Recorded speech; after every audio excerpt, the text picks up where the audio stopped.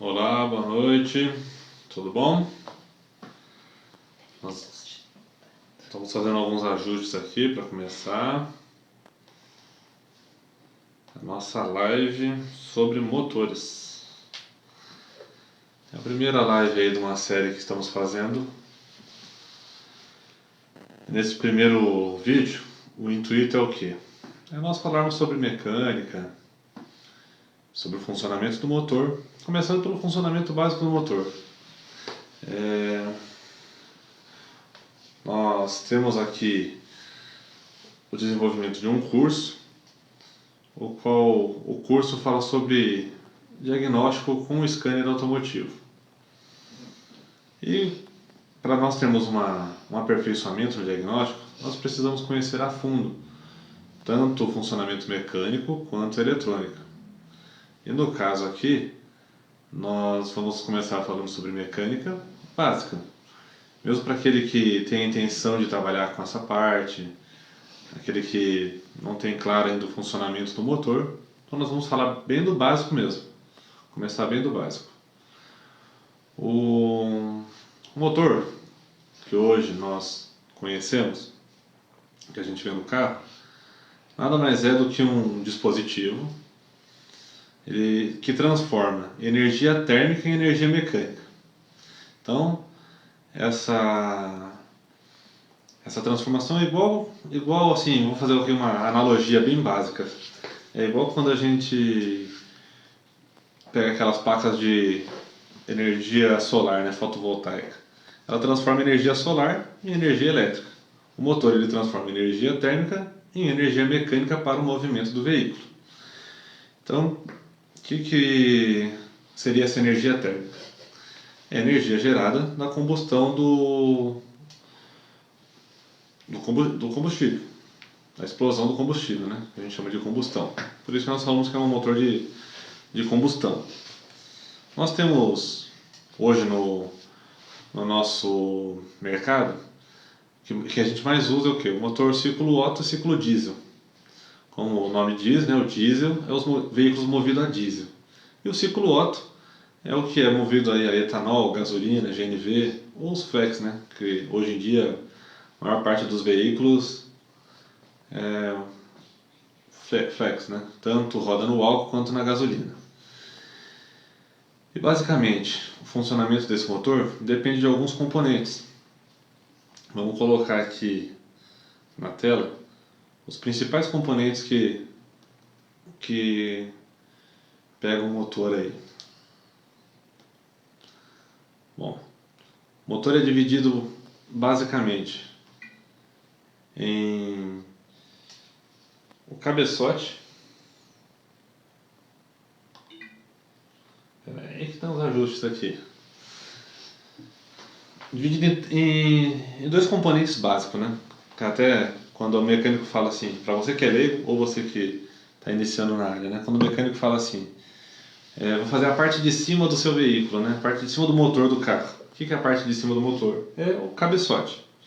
O cabeçote é onde a gente tem as válvulas, tanto de admissão quanto de escape, e nos motores aqui que nós trabalhamos, geralmente tem o comando de válvulas também, que é o que faz a abertura e fechamento dessas válvulas.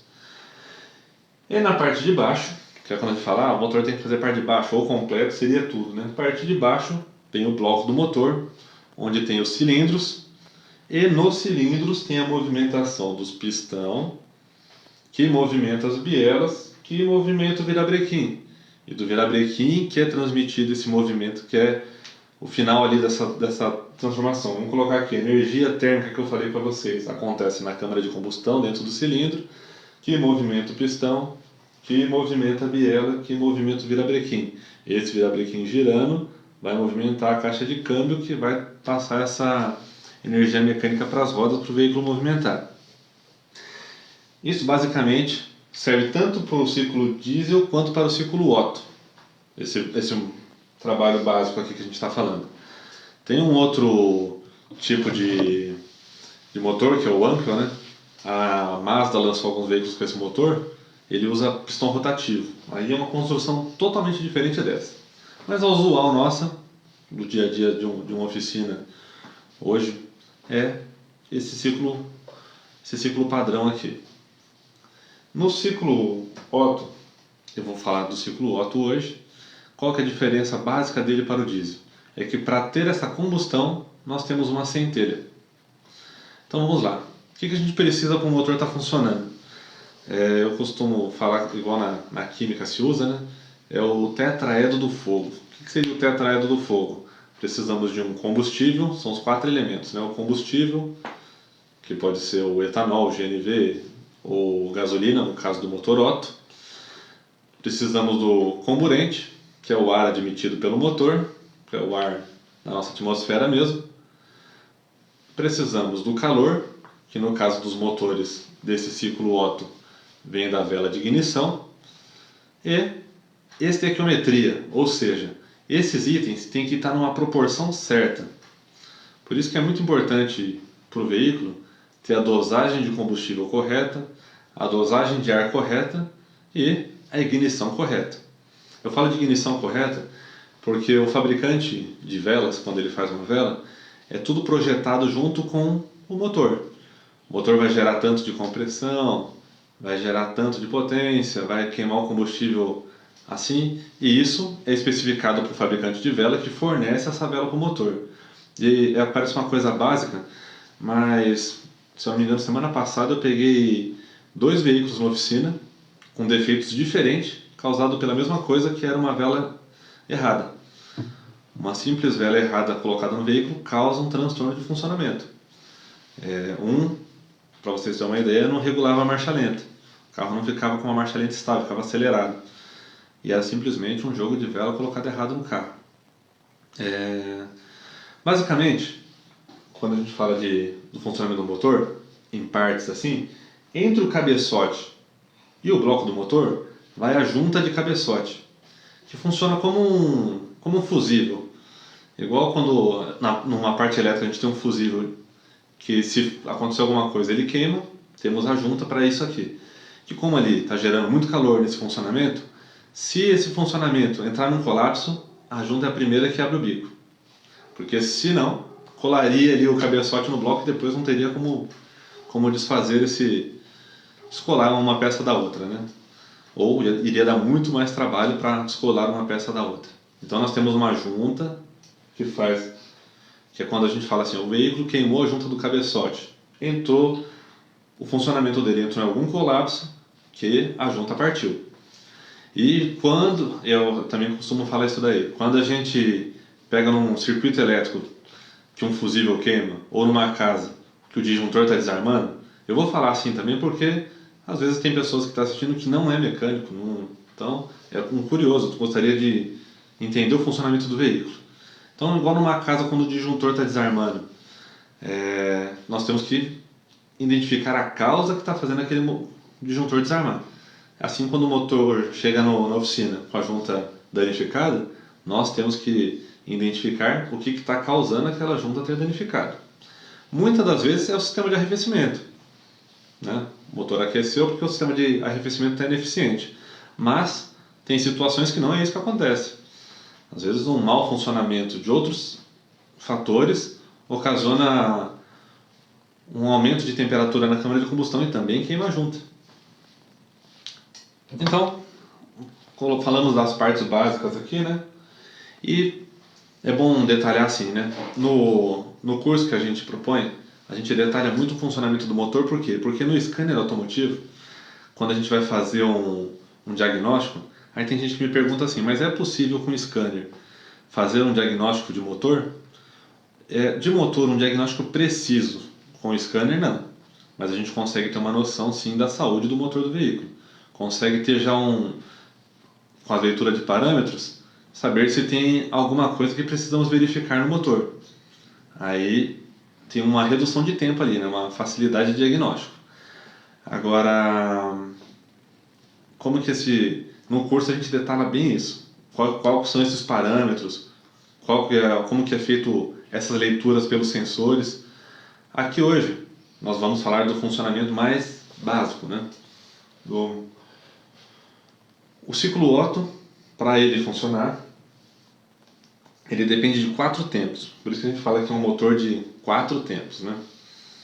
E qual que são esses tempos? É a expansão, exaustão, compressão e admissão. A sequência que eles ocorrem, eu vou colocar aqui na tela que fica mais fácil da gente conversar dela. Senão fica difícil da gente controlando os dois. Vamos lá. Como que é a sequência que ela ocorre? Admissão, compressão, expansão e exaustão. E o que seria isso? Na figura aqui a gente tem todas elas. Vamos falar pela ordem. Admissão. Aqui no quarto cilindro desse exemplo, a válvula de admissão começa a abrir, o pistão começa a descer, e nesse descer dele, ele vai puxar uma mistura de ar, e no caso dos carros com injeção, o bico vai estar injetando nessa hora, ele vai fazer essa captação do ar com o combustível junto. Eu não sei se vai dar para ver bem aí, aqui está meio azulado com branco, né? Seria o ar com o combustível junto. Isso seria a fase de admissão, o pistão desce, admitindo ar e combustível. Depois da admissão, as válvulas duas vão estar fechadas, esse pistão vai subir comprimindo essa mistura. Por isso que é importante as válvulas estarem bem vedadas, caso que isso aqui gera a compressão do motor. Depois que faz essa compressão, a vela vai centelhar. Quando tem essa centelha nessa mistura comprimida, ocorre a explosão, que a gente chama de expansão. A força dessa expansão faz o pistão descer. Como está tudo ligado aqui, enquanto esse que está explodindo desce, os outros sobe ou desce de acordo com a fase que ele vai estar. Depois que ele explodiu aqui, expandiu, essa mistura foi queimada, esses gases saem pela válvula de escape pelo processo de exaustão e volta tudo de novo. Admite novamente, comprime novamente, explode novamente e exaustão novamente. Para vocês terem uma ideia, quando o virabrequim dá uma volta, o pistão vai fazer dois desses movimentos, né? Uma volta completa, o pistão desce e sobe. Então ele faz, por exemplo aqui, a admissão e depois a compressão, em uma volta do virabrequim. Isso seria 1 RPM. Um motor em marcha lenta, hoje aí, nos veículos de hoje, está em torno de 700 RPM. Ou seja, o que significa esse 700 RPM? Seria 700 rotações por minuto. Ou seja, ele roda 700 vezes o virabrequim por minuto. Aqui tem, nessa figurinha, a gente consegue ver mais ou menos o funcionamento, né? Isso, claro, muito mais lento do que acontece no motor do carro. Isso é só para a gente ter uma ideia, né? De como que está acontecendo lá dentro o funcionamento, né? As válvulas abrindo, a explosão acontecendo, o escape saindo. Mas, para que tudo isso ocorra de forma correta, tem todo um cálculo para que esse motor funcione. Como eu estava falando do RPM, né?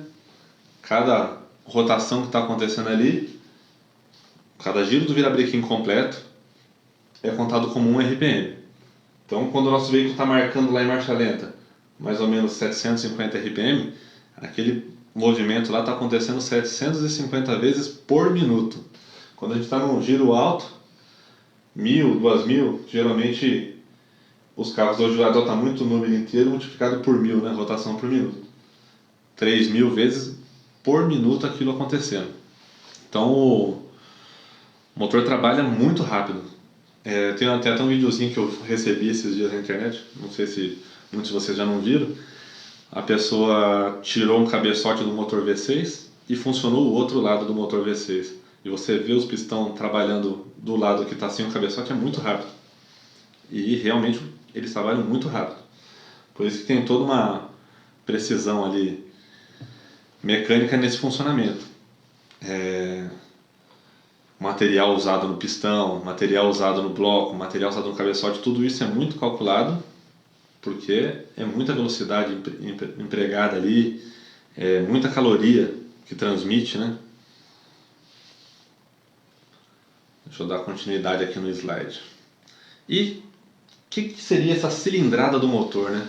Por que tem motor 2.0, 1.0, 1.6, 1.4? O que seria isso? Isso é a capacidade volumétrica do cilindro. No bloco nós temos o cilindro, né?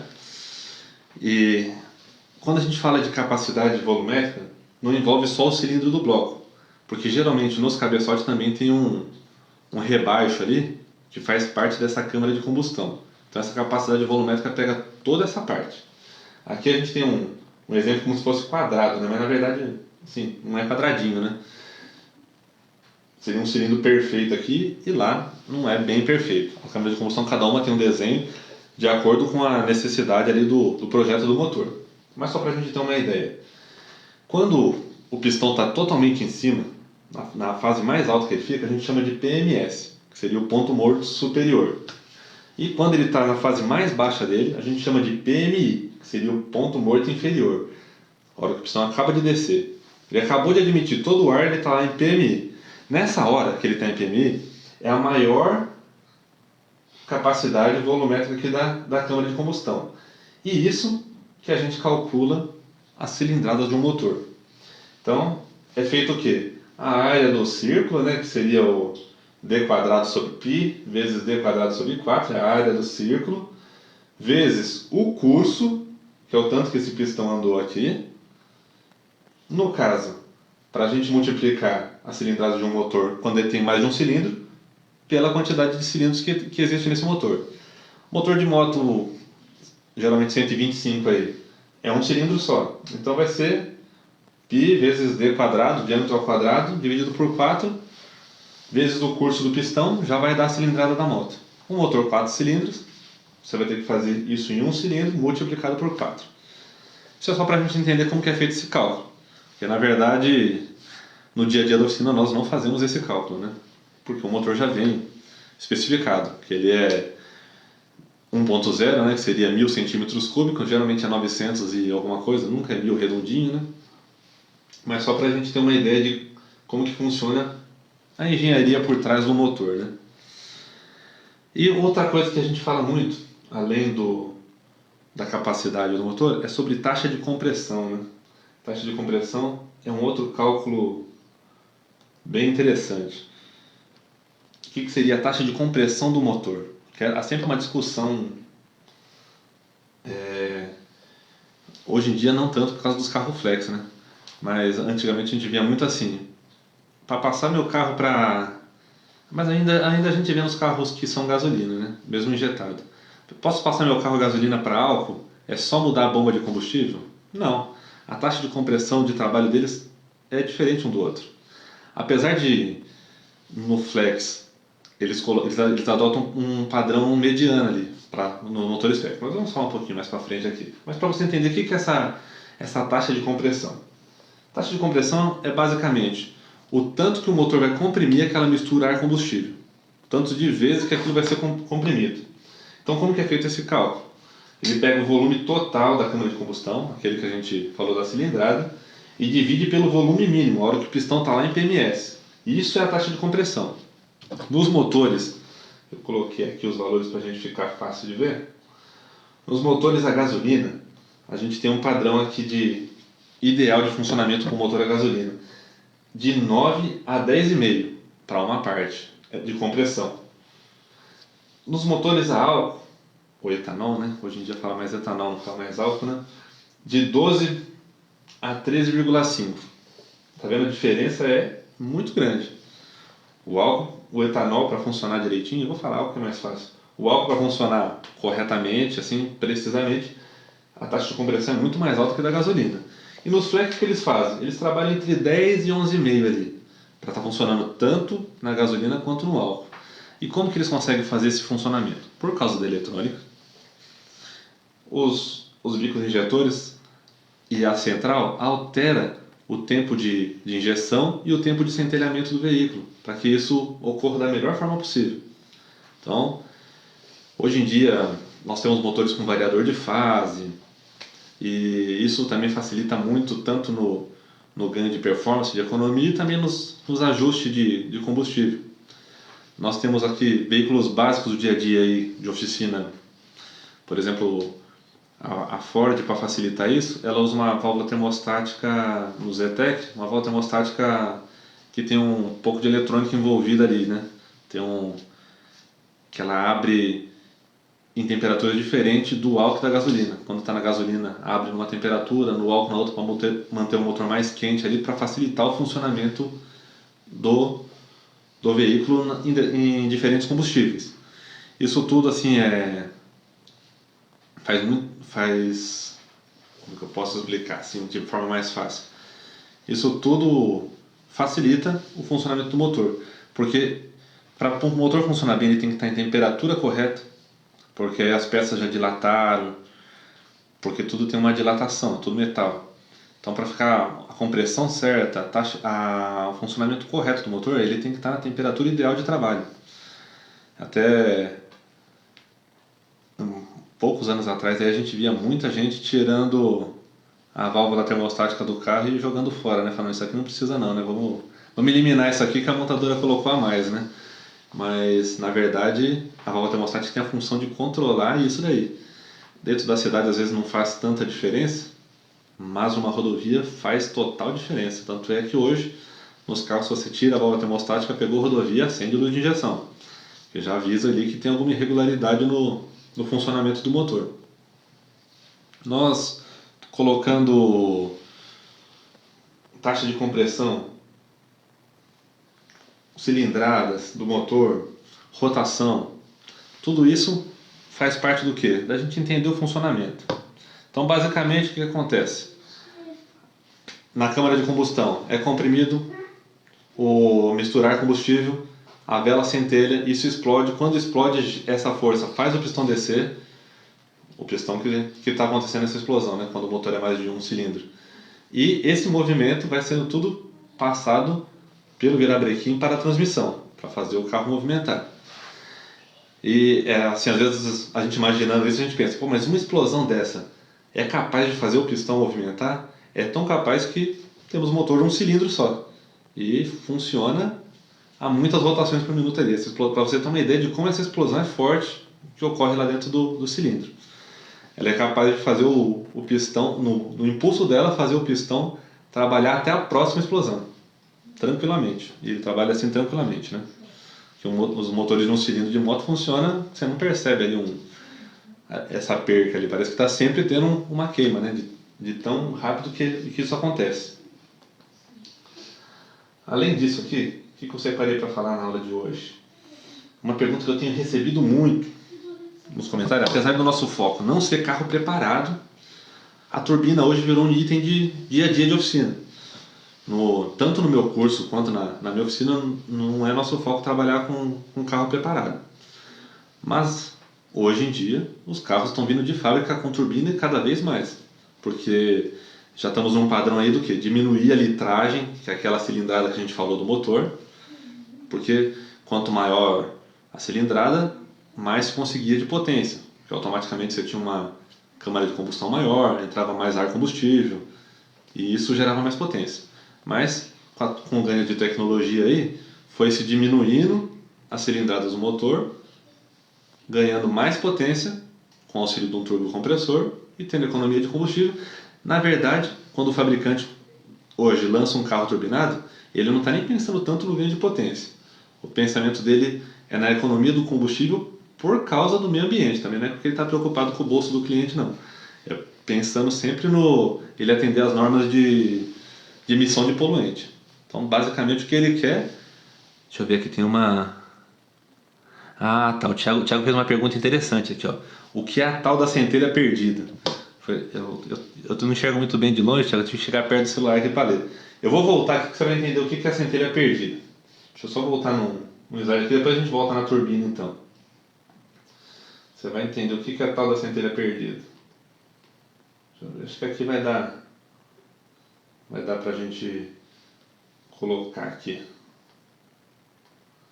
Naquele slide que eu falo da admissão.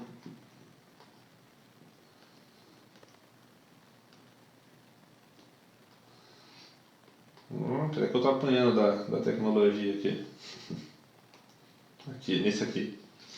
Tal da centelha perdida, Thiago, é o seguinte. Isso aqui seria como se o motor estivesse no ponto. Quando a gente coloca o motor no ponto de um carro, não todos os carros, tá?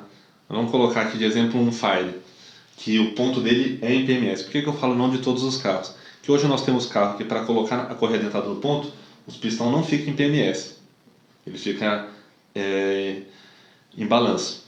Então vamos colocar aqui o Fire, até mesmo o motor AT, quando você vai colocar ele no ponto, primeiro cilindro fica em PMS. Então o motor fica exatamente nessa situação que você está vendo nessa figura. Primeiro cilindro em PMS, na hora que seria a explosão dele.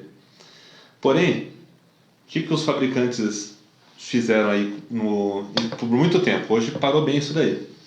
Hoje os veículos mais novos não trabalham mais assim. Enquanto centelhava a vela do primeiro cilindro, também centelhava a do quarto cilindro. Se você ver a do quarto cilindro aqui, ela tá começando a admissão. Então ela vai abrir a válvula de admissão agora. Então enquanto ele centelhava a primeira, ela centelhava a quarta. E essa quarta é o que a gente chamava de centelha perdida. Porque quando ele centelhava aqui para explodir, a outra centelha junto, mas na verdade aquela centelha ali não está fazendo grande efeito no motor. Por isso que é chamado de centelha perdida. Então, quando você ouvir falar de centelha perdida, é isso aqui. Está centelhando o primeiro que está na explosão, mas o quarto não está na explosão e está centelhando junto. Mesma coisa acontece com o segundo e com o terceiro. Que aqui, ó, se a gente vê, o terceiro vai comprimir e o segundo ele vai fazer a exaustão.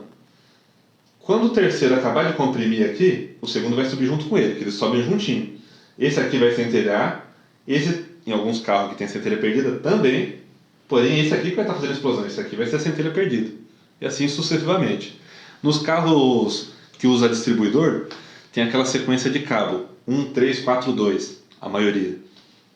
Por que é 1, 3, 4, 2? Porque o primeiro aqui está na expansão, na explosão, na expansão, o próximo que vai explodir é o terceiro, que ele está comprimindo. Então, do primeiro, a próxima centelha é no terceiro.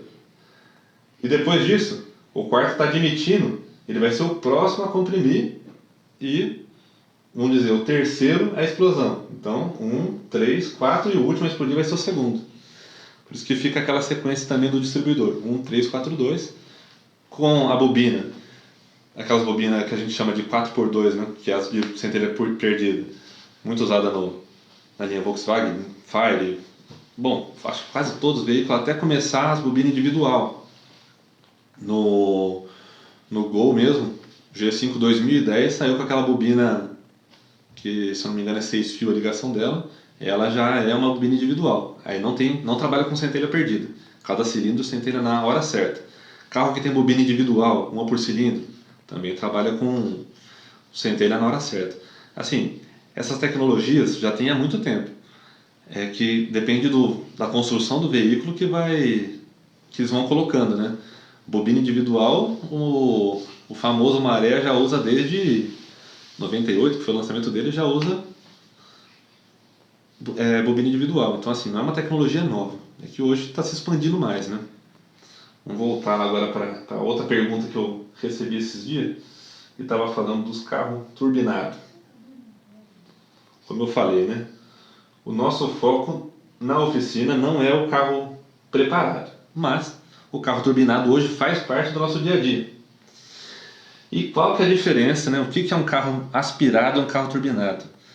Eu lembro quando eu era mais novo, quando eu tinha uns 12 anos, que tinha um rapazinho lá que ele falava, não, o carro do meu pai não é turbinado, mas é aspirado, que ele queria falar que o carro do pai dele andava muito. Mas assim, eu ficava pensando, eu falei, mas todo carro é aspirado. Porque todo carro é aspirado, naturalmente. Aí tem preparações que não usa turbina, que modifica essa aspiração natural do carro, como mexendo em abertura de válvula, que eles falam que é trabalhar no cabeçote, né? Eles mudam o comando, mudam a válvula, e isso fazia o veículo, fazia e faz até hoje, né? Hoje ainda eles usam muito isso. Ganha potência e sem a turbina. E o que basicamente a turbina faz? A turbina, ela trabalha como? Ela aproveita aquele gás do escape da expansão, nessa figura que a gente vê bem. Ela aproveita esse gás que sai do escape e ele gira a câmara quente da turbina. Gira em uma alta velocidade de rotação esse eixo da turbina. Esse eixo é interligado no da câmara fria, certo? Esse gás vai passar aqui, vai girar rapidamente essas pás, que vai girar o eixo, e o gás vai embora pelo escapamento do veículo. Porém, como o eixo está interligado com esse outro eixo, no lado da câmara fria da turbina, ela vai puxar o ar da atmosfera e vai empurrar esse ar com velocidade para a admissão do motor. Isso, nós temos ganho de potência por quê? Porque o ar é empurrado com muito mais velocidade do que a pressão atmosférica. No normal, o que acontece aí com o motor? O próprio descer, quando a gente fala lá da admissão, o próprio descer do pistão na admissão causa essa função de sucção que puxa o ar para dentro do motor, né? Puxa o ar da atmosfera para dentro do motor por esse próprio movimento do pistão. Se a gente fosse levar aí a parte de física, na verdade ele diminui a pressão ali, né? Que é quando a pressão atmosférica consegue empurrar o ar para dentro. O motor aspirado naturalmente é assim que ele trabalha, né? O próprio empuxo do pistão puxa o ar para dentro da admissão.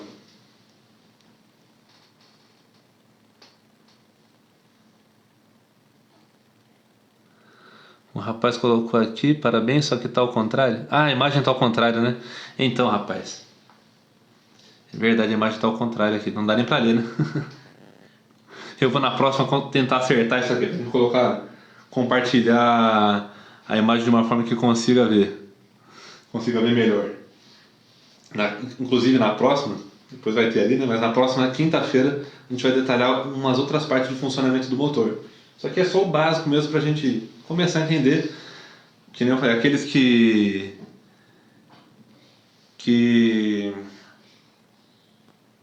trabalham em outra área às vezes de mecânica, mas tem vontade de expandir aí para injeção, toda essa parte, tem que começar entendendo bem o funcionamento do motor. Porque para a gente conseguir trabalhar com eficiência no diagnóstico eletrônico, no scanner, a gente tem que entender o funcionamento, senão já não consegue entender legal esse funcionamento, né? Voltando aqui ao caso do aspirado e do turbinado, né? Todo veículo que não é turbinado é aspirado naturalmente. E o veículo turbinado, ele tem esse ganho que ele aproveita a própria energia gerada pela exaustão para mandá-la para admissão novamente, vamos dizer assim, né? Não é que aquele gás retorna, né? Mas ele gira a pá que faz a outra pá girar e puxar mais ar para entrar na admissão. E tudo isso com a eletrônica ganhou força porque nós conseguimos medir com mais precisão o ar que está entrando, a temperatura que o ar está entrando, e pegando a massa desse ar, que aí com a quantidade de ar, com a temperatura do ar, a injeção calcula a massa desse ar, ela consegue precisar o tanto de combustível que precisa para a gente ter aquele assunto que a gente falou lá no começo, estequiometria, que é o que? Ela calcula, bom, se tem essa quantidade de ar, para a combustão ficar boa nesse carro, eu tenho que dosar tanto de combustível. Assim que a injeção pensa mais ou menos, né? Tudo isso, lógico, convertido em voltagem, né? Mas vamos colocar assim, analogamente falando, é esse pensamento da central, né? Bom, está entrando tanto de ar, o motor está a tal temperatura, então eu tenho que injetar tanto de combustível. E a centelha tem que ser em tal momento, que aí vai dar certinho, vai funcionar bem. Principalmente os motores flex hoje, eles trabalham muito assim. Existe eu não lembro de fabricante agora que lançou, não sei se chegou a lançar um veículo com esse motor, mas ele lançou um projeto do motor com taxa de compressão variável. Mas é um sistema bem complexo, que aí regularia, vamos dizer, a posição do virabrequim para modificar essa taxa de compressão. E isso, além de encarecer absurdamente um projeto de motor, né? Também imagina na hora de uma manutenção, né? Um eixo de virabrequim móvel na hora da manutenção ia ser uma coisa complicada, né? E a gente ia partir provavelmente para motores descartáveis, né? Quando der problema, arrancar fora e pôr um novo, né? Se bem que tem muitos motores hoje que já está quase nisso, né? Que os projetos de construção, por esses ganhos todos, eles trabalham às vezes tão preciso que fica quase que sem condição de se trabalhar, né? Tem muito veículo que empena o cabeçote a um tal ponto aí que não tem como tirar aquele empeno mais, porque mexe na taxa de compressão. E depois, isso que é importante entender aí, né? Por que às vezes o mecânico fala assim, ó, teu motor não tem mais jeito, tem que ser trocado o cabeçote. esse cabeçote não tem mais jeito, porque ele tem uma altura mínima, justamente por causa daquele rebaixo que tem, que faz parte da câmara de combustão. Cada vez que você tirou por mínimo que seja, porque a mecânica é precisão, né? É uma precisão bem assim, um índice de tolerância bem pequeno. Então, tirou uma fatiazinha do cabeçote ali, mínima que seja, para deixar ele reto, planado, né, que a gente chama de planar o cabeçote, já vai alterar a taxa de compressão do carro. Sempre vai alterar a taxa de compressão do carro. Mas tem taxa de compressão que é aceitável a alteração. Chega um momento que não dá mais. Aí fala, às vezes empena tanto que não tem condição. E mesma coisa hoje com a parte de baixo do motor, porque hoje os blocos são de alumínio. Também sofre muito empeno. Os de ferro fundido sofrem menos. Aí, às vezes, para tirar ali da face do bloco não tem como. Tem veículo que é projetado de forma que o pistão ele sobe um pouco mais do que o bloco do motor. Ele nem fica nem alinhado, ele chega a subir um pouco mais. Então, assim, dependendo do que tirar ali, depois na hora que montar, não vai funcionar direito.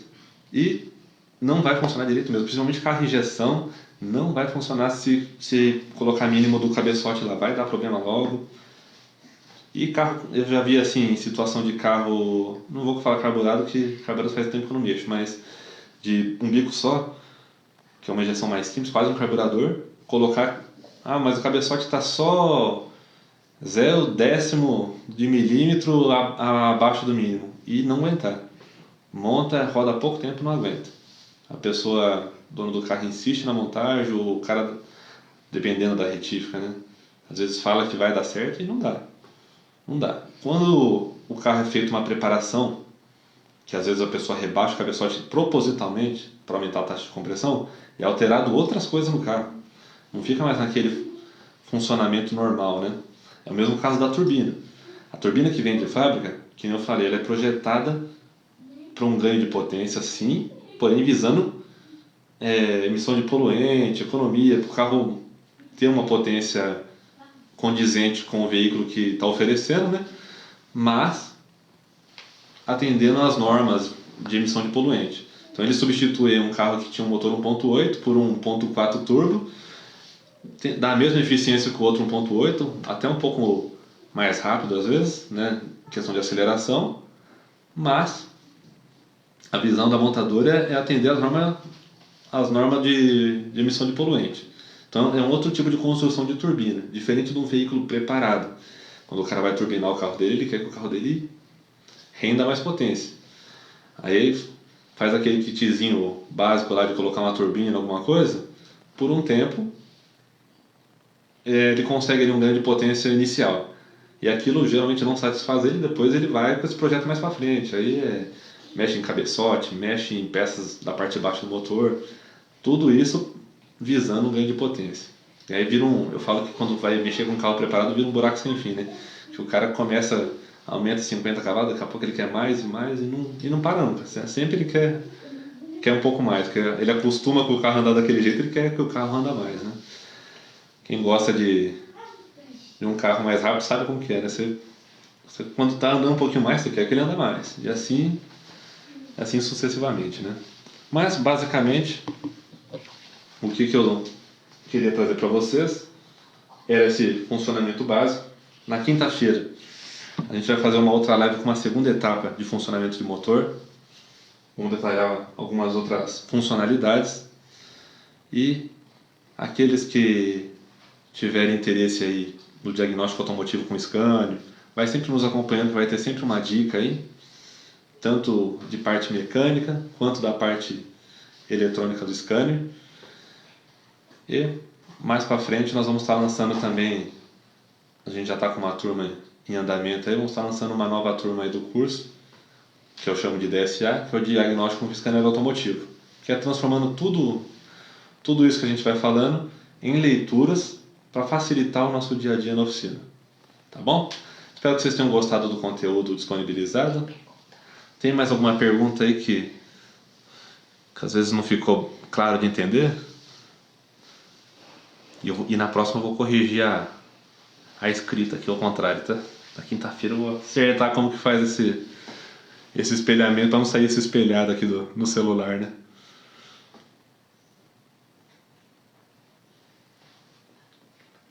Bom, espero que tenha ficado claro o entendimento aí. Se ficou alguma dúvida que não deu agora, depois pode colocar a pergunta lá no conteúdo, no Stories, ou mandar no direct lá, que depois a gente procura responder, tá bom? Muito obrigado aí, Thiago, o Guilherme que está participando.